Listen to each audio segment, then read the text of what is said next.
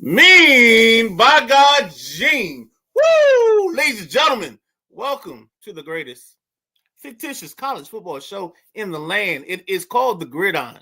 I am the Midnight Rider. I am your host. I will be joined periodically throughout the show by the boss man, BJ. He is the head coach of the Maryland Terrapins. So we will have some conversations about the Terps. We'll also give you some new information on the league. We got some big changes. We got some conferences being realigned.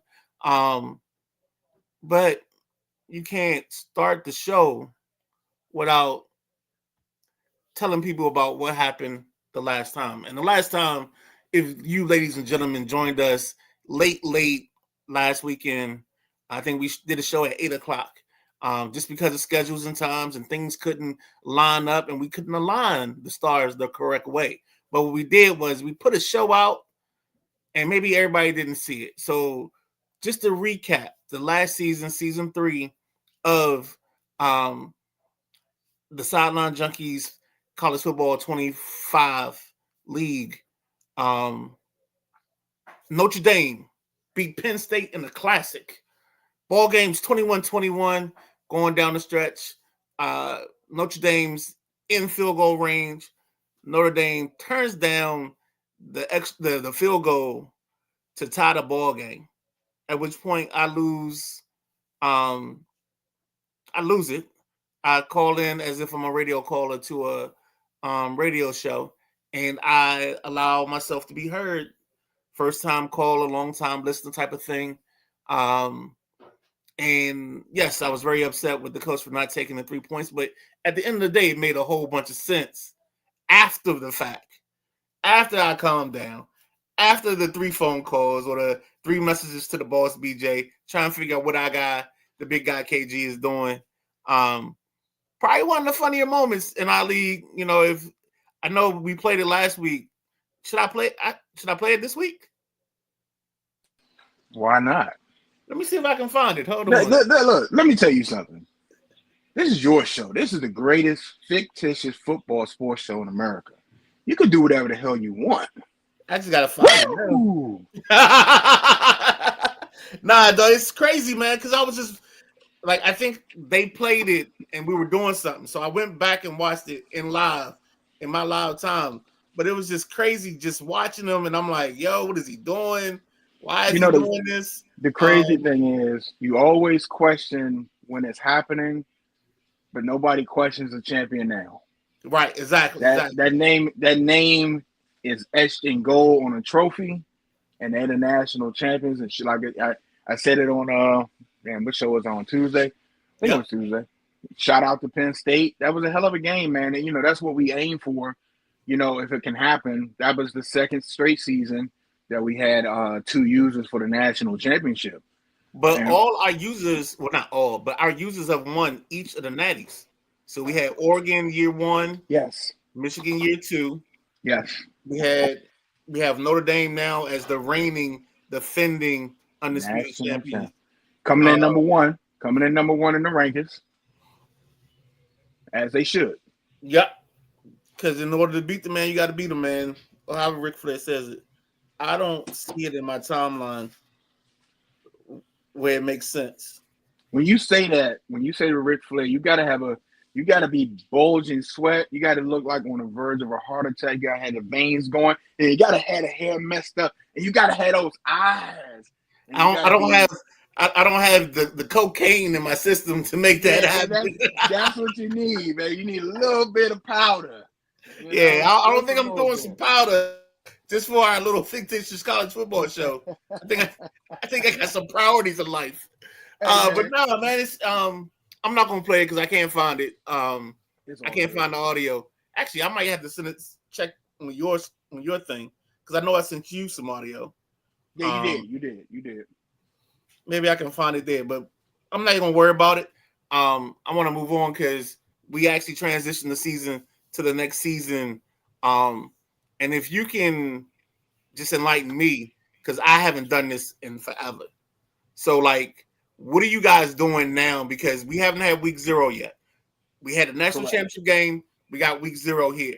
Like, just walk the people through so they understand what you guys are doing in this short period. I know I've done this before with KG, but I want to get your perspective on it. It's all good. So once that season ends, you go into all your off-season activities, and we try to make it fair and as streamlined as possible, so everybody gets a chance to touch. You have a week where you get to see the progression of your players. Of course, you got to onboard and you're not doing anything. They just pop into the roster. Your recruits, you get to see them, and then it's time to cut the roster down. Myself, I had 90 players. You only allow 85, so I had to make some cuts, easy cuts, cuts for me. This is probably the easiest year for cuts for me because we've gotten better and there's a lot more leeway. I didn't realize that Maryland earned another half a star. So Maryland, the Terrapins, going into year 4 is officially a 4-star school, which makes a hell of a difference. Based on your prestige, you get more recruiting hours. So I've been starting off with either 700, 800 recruiting hours, whatever it is, for being a 3-star. Now I got 1,000. That's a hell of a difference, man. So you get that, you get the cut your players. Then if you have any athletes that come in, guys that can play multiple positions, or if you just want to go through and change guys' positions, you have that stage where you can change positions and do all that.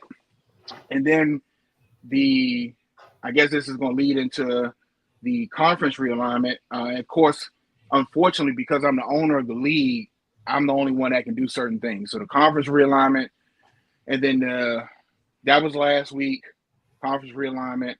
Now we're into customizing the schedule and setting up the initial preseason recruiting board for your team. So I've set the schedule. I've done that. That was because we were going to advance tomorrow, but I think we're going to advance today and get to week 0, because guess who plays week 0? You. The Maryland Terrapins. Maryland play week 0. So let's see. We got the preseason beginning. We're getting into all the stuff. You know what? Let's start it now. Actually, no. Let's hold off on that, because I'm gonna let you have the show in the last part of this, and you can talk about the Terps and what you guys are doing upcoming, because you got some good stuff. Let's look at some of the info from the preseason. Let's see if I can get back to this. God, bear with me, as it's the first time on the 1s and 2s. But yeah. I gotta mix this and make that. I want to thank you, and then make sure I bring up it's time for the percolator and all that good stuff. Transitions got to be smooth, baby. These transitions are gonna be god awful, because this computer of mine right now, I think I spilled something on it, and it is not cooperating. But you know what you do when the transitions aren't cool? You stall. you stall, baby. You just do everything else in your ability, and as I'm looking, it's just like, yeah. Every time I try to move to what I wanted to do, it's like, no. I don't know. And the coach of Notre Dame and the coach of Michigan, they got better memories than me. But I want to say, maybe it's not. I think all the users are ranked coming in the preseason. Colorado's in the ranking. No. So it's only 2 that's not ranked. I got that. Let's stay. No. It changed. It changed. Okay. Because when I sent you the initial one, I hadn't advanced it. I advanced it this morning. And then the picture I got you is the official preseason top 25. And all because Alabama wasn't ranked and Colorado wasn't ranked, but they jumped into the rankings after the advance. So they're in the official preseason ranking. Matter of fact, let me look. I can look. I think I still have everything up. Let's see here.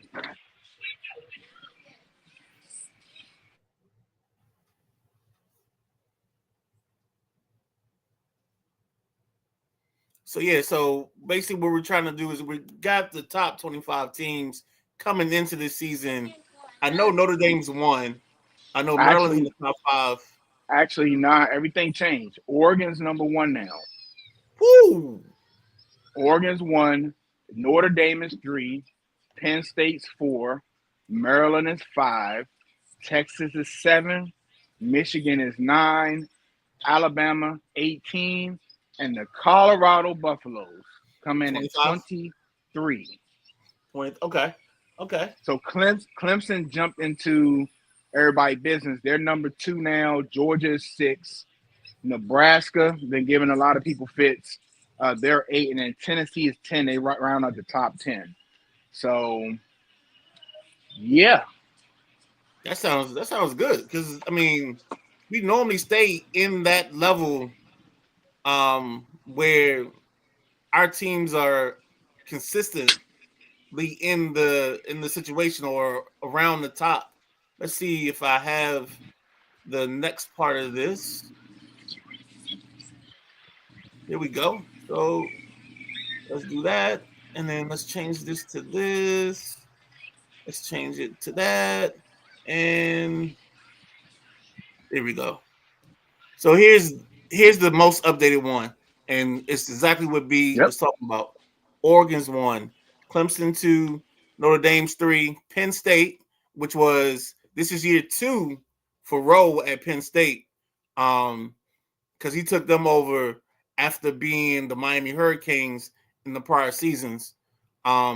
Georgia's 6, Texas is 7. That's Deveron's team.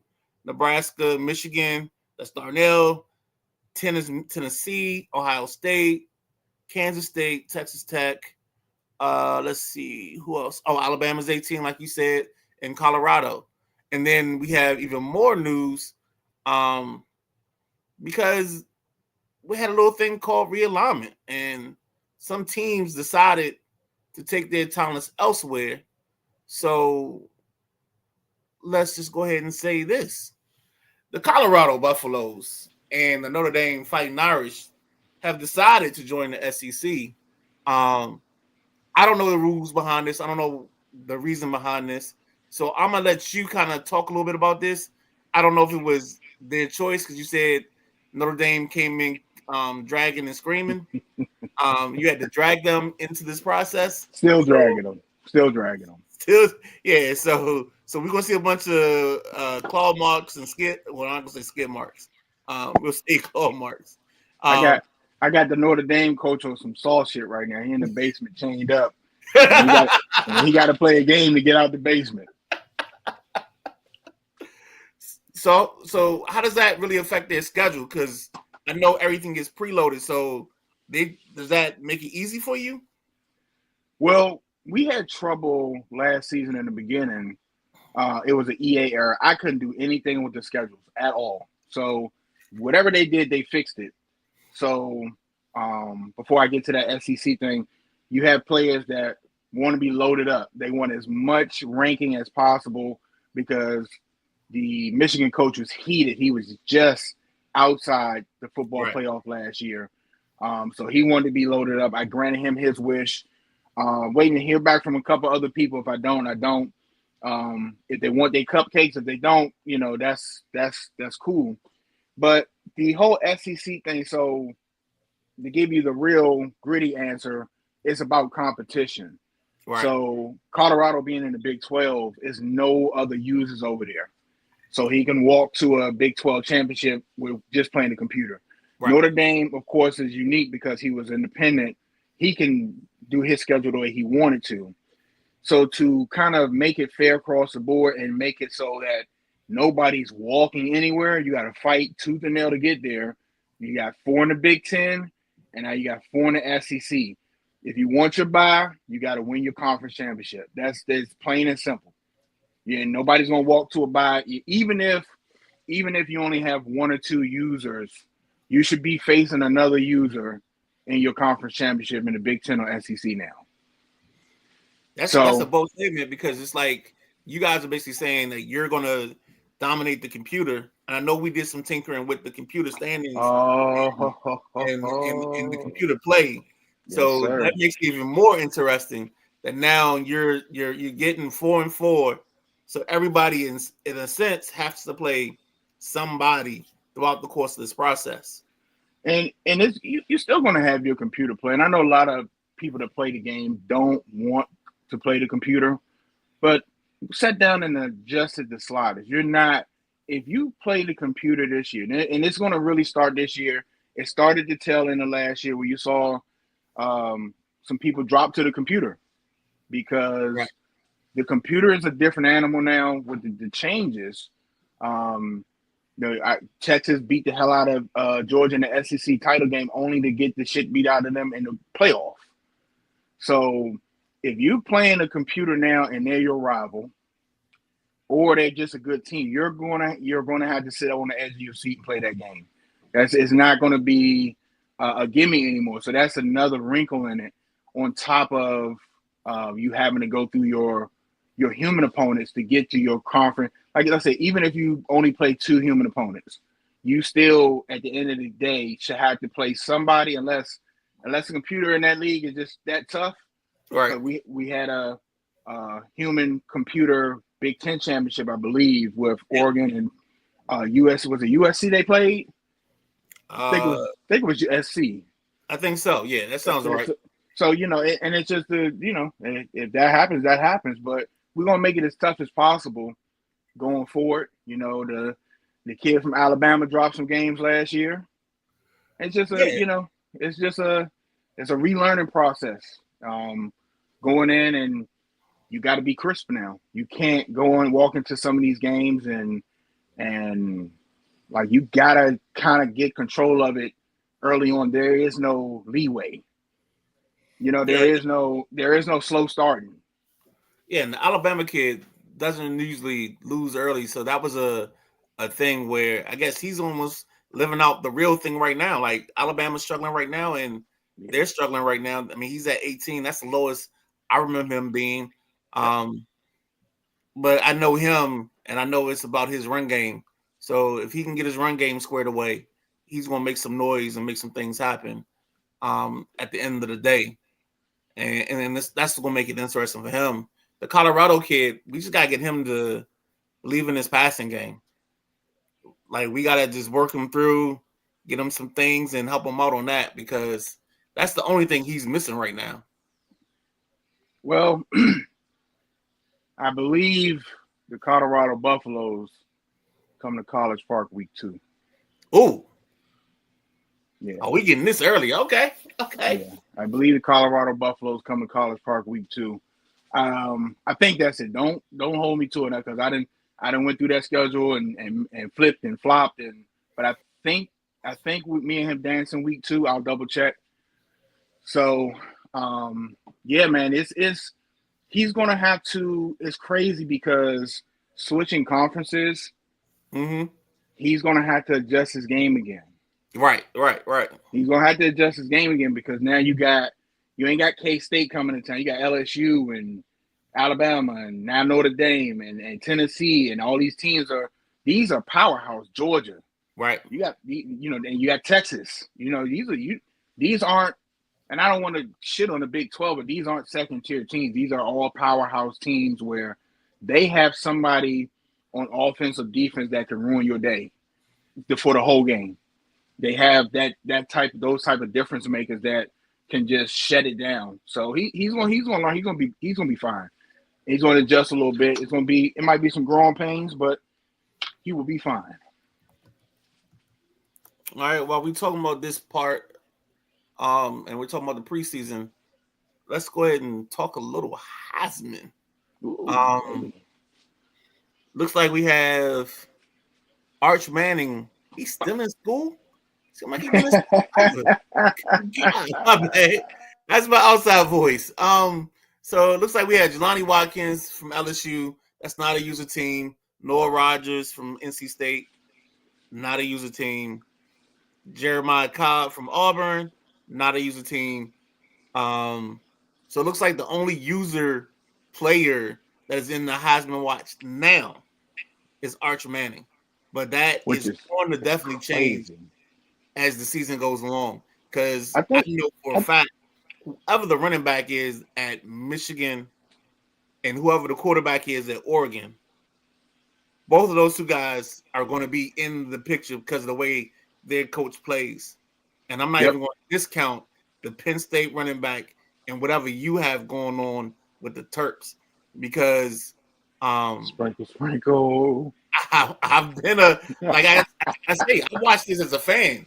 and I enjoy it. But when I watch it, I know the subtleties that every coach has, and like what they like and what they do, and it's just funny because we do the regular show, the Sideline Junkies, and I always talk about like identity and types and things of that nature, and like it's nothing like seeing people on a fictitious college football game, um, actually live out the types and the identities in real life, because it's like we all, like, I say it all the time, but you guys live it out every day or on every night when you guys play these games. You live out your type, you live out your um identity, and it's fun to watch. And you and Jimmy, and the closeness of your ideals, the Darnell and Rowe, and how even though they talk a whole bunch of crap and they've been playing for like 1,800 years,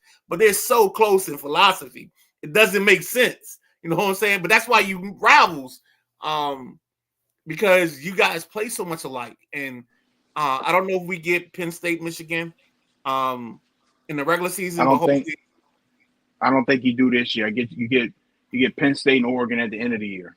okay, yeah, that's Penn another State, Oregon classic. at the end of the year. That's a classic. I I love believe you when get Penn State Michigan, classic. Texas this year. Okay, Michigan, Maryland. I think you get Notre Dame. I can't remember. It's either he got both of them or he got one of them. Colorado and Alabama. okay. Oh, dang! All right, they keeping that in the Yeah. house. Oh, so maybe they can get them a trophy. Um, and the winner of the three games gets the Giddens whatever, or the Shanae. I'm about to say the getting Chalet. We gotta make up a whole award for that. Yeah, the Giddens Shanae, as Jack Carr would say. Speaking Jack Ease. Um, I'm sorry. Before we get out of here, we talked about the Heisman. We talked about the conference. I want to give you a chance to kind of just talk about what you doing, what you got going on. So let's do a little Terps talk, um, and have a conversation about just what's happening right now, so we can get out at a good time. Because we don't do no overtime supposedly. Yeah, That's what they that's say. what they say. That's what they say. That's what they say. Well, let me say. I mean, because I get this time because I'm the only coach that showed up. You know what I'm saying? So I get this time to talk. Yeah. The Terps got their first 5-star recruit, and I kept it on ice. But we got a quarterback, Michael Vickish, as a freshman. Right now, he's the backup, but he will be worked into the offense. Big news out of College Park: Christian Martin is no longer the starting quarterback at Maryland. I asked him to go ahead and hit the transfer portal, take his luggage, and thanks for all you've done. It's time to move on. It's crazy because even though this is fake and stuff, like, I've been working hard with Maryland. Everybody knows where Maryland came from, and this senior graduating class was basically all the players that I need. That started with me from the beginning. They're gone. Right. Hemby, Wislowski, these guys that helped me move the offense, and I forgot the defensive tackle name that quick. I lost some starters on offensive line. All these players are gone. So this is not a completely brand new Terp team, but this is definitely not what was fielded. So the philosophy is changing because of what we have at quarterback now. Okay. It's still going to be what I believe in, but it has to change because of the playmaking ability I have. It has to change. I say it all the time. You got to kind of adapt to what you have. So I don't have pure passers anymore. So that has to change what I do. Defensively, I think we're going to be about the same. We got some upgrades, some players in the off-season training. I got a guy that's a cornerback that he got 99 acceleration, change of direction.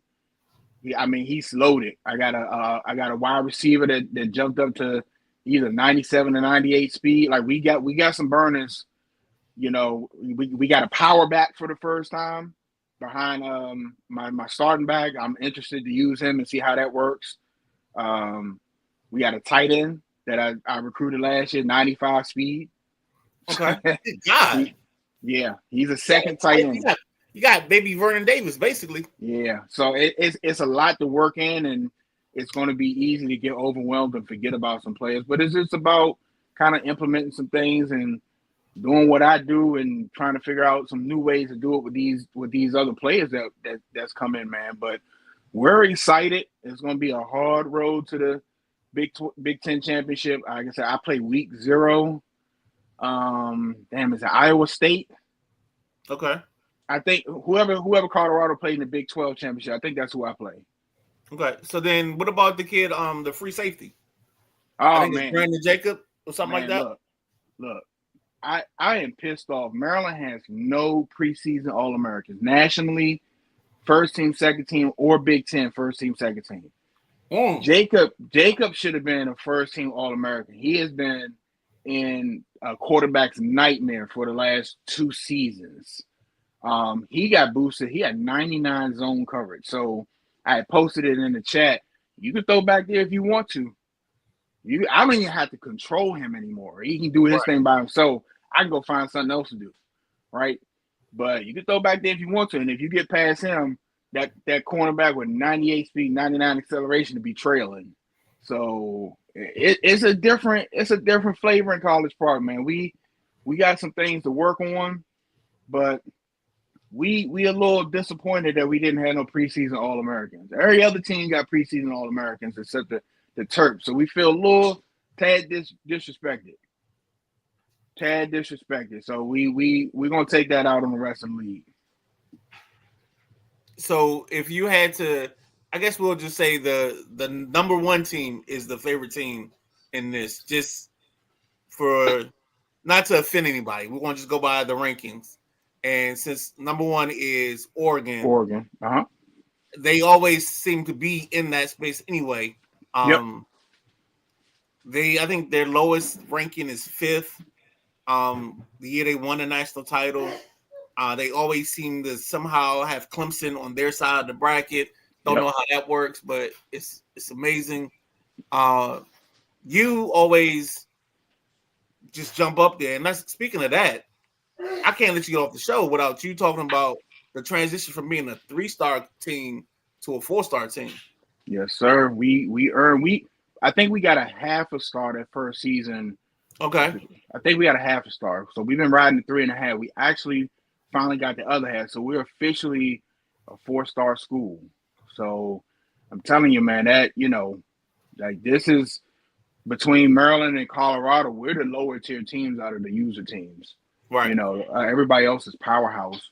So it makes a big difference when you go into recruiting now. Who's interested, and who isn't interested? You done moved up in the bottom of the tier of a powerhouse. So now you got some other players that would normally hadn't look your way, and that's it makes a big difference when you recruiting and these players step on the field, and now you don't have to wait a season or 2 for them to get their training and stuff. Some of them can step on the field now, like that 5-star quarterback. He can actually start now, but Right. I'm gonna do something. And the Michigan coach said it the first season. I'm gonna play my seniors. Okay. I'm gonna play my seniors. I got a senior right outside linebacker. He kind of doesn't fit the mold that I want on speed because of what Oregon does, because of what Michigan does, because of what Penn State does. They love to go to the outside on them runs, and you want people out there, one that can block shit, 2 that have enough speed to get to that edge to get them.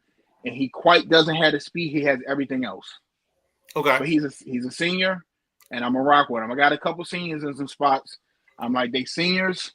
I'm gonna let them rock. Hopefully, it don't call. I made and I kind of messed that up with Caleb Wheatland. His senior season, his speed was killing me, and there was a couple plays towards the end of that season where I guess because of the linebackers were tired, he got subbed in, and every time he got subbed in, he made a big play, interception, tackle on the backfield. I said, let me put this dude back in. And he balled out the rest of the season. I said, I won't do that again. I won't bench no more seniors. So real quick before we go, this is like the last question I want to ask. in terms of the play with your guys, your seniors or whatever, like how are you able to build packages with your lineup? Like say you're going I with 3 wide receivers. Can you change the slot receiver? Can you change the outside guys to fit what you want to do that day? Yes, you can. And I think one ball EA dropped is you can't do it. You can't preset them like before you go in the game. Like you already Exactly. know who you want in certain shotgun formation stuff. You can do it in the game. You can tell it. They already have certain packages. Like you can move your slot receiver to, I mean, your starter to slot, and the same thing with corner. You can move your starting corner to slot. You can flip the ends. You can have backup ends. You can different packages. They got it should have been way better than what it is. Should have Gotcha. been had way more packages. You should have been able to set your substitutions before you go into the game. And like in this instance where I got 2 quarterbacks I want to play, I wish I could tell it I want these guys to split 50-50. So Right. that way I don't have to do any subs. They in and out with 60-40 or whatever it is. So yeah, you can do that. And if you can, it's so much going on because the way the league is set up, the play clock shoots down to 17 no matter you pick How your play at 30. Yeah, it helps speed up the game. So you only have a certain amount of time to do certain things. So you kind of got to keep that in mind. All right, cool. Well, ladies and gentlemen, this is the Gridiron, the greatest fictitious college football show in the world. That is the Boss Man B, coach of the Maryland Terrapins. We supposedly don't do no overtime, so I'm gonna get us out of here on time as best as I can, even though I'm overtime. But, ladies and gentlemen, thank you for watching. Again, like I always tell people, if you want to jump into this league, we got certain rules for this league, but if you want the smoke, we got the cigar and the lighter. Again, the greatest fictitious college football show in the land. This is the Gridiron. I'm the Midnight Rider. That's the Boss Man B. My normal producer is on special assignment, probably catching some Z's or something. I don't know. But we are out. God bless. Good night. Talk to you later. Don't forget, Sideline Junkies in the morning, Sunday Rise, and the WrestleManiacs later on tonight with the recap of Survivor Series and War Games. And we're out of here.